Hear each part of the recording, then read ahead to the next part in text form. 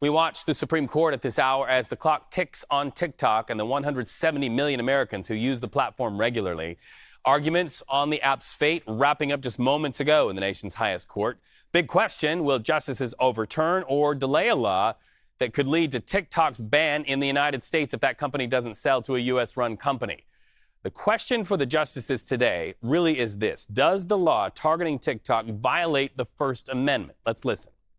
More directly, what this law does is it says that TikTok Incorporated, if ByteDance doesn't exercise a qualified divestiture, you have to go mute.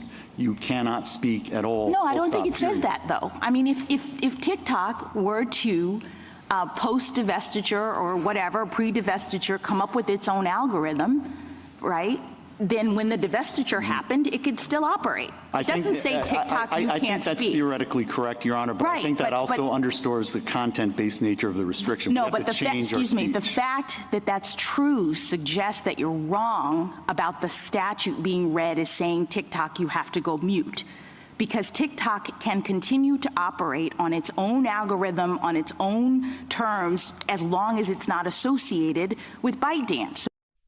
So let's go live to CBS News' Catherine Cole. Catherine, you were inside that courtroom. What were the justices' questions? Sort of play that out. Who was speaking there and what the questions sort of say, where you think the Supreme Court might be leaning?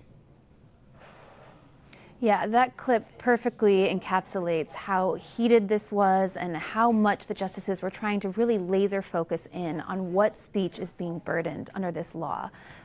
They seemed really focused on, you know, ByteDance is a Chinese-owned company, and a foreign adversary, a foreign company like that doesn't have First Amendment rights. So if this is burdening the speech of ByteDance, which owns the TikTok algorithm, then is that really a First Amendment violation?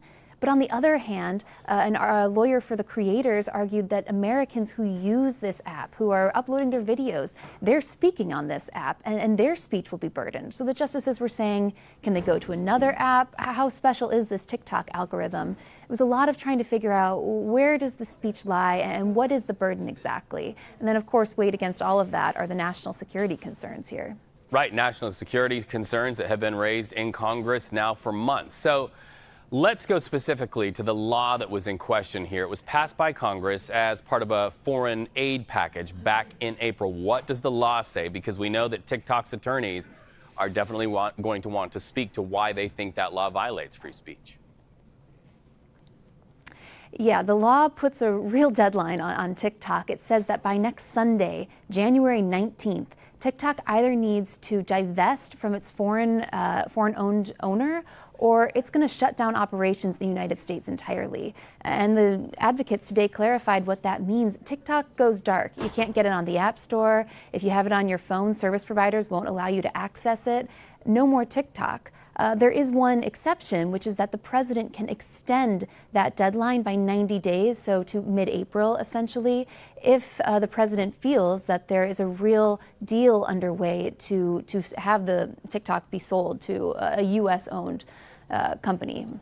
Well, and the president-elect has said he has a, quote, warm spot in his heart for TikTok because he felt like it sort of drove the conversation and the narrative there to get younger voters to vote for him in the last election.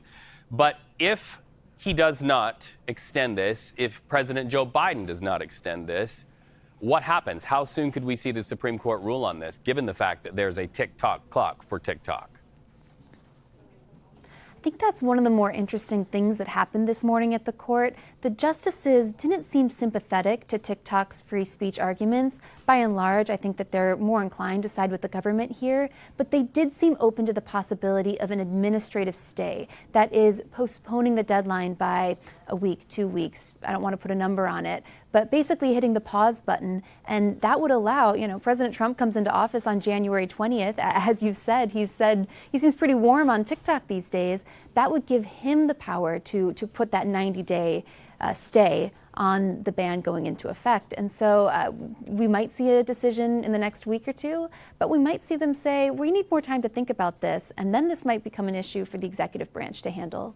Fascinating. Okay, well, our reporters always in the room where it happens. We thank you for stepping out there from the Supreme Court right after those arguments and bringing them to our viewers on CBS News 24/7. Have a great weekend and a great Friday.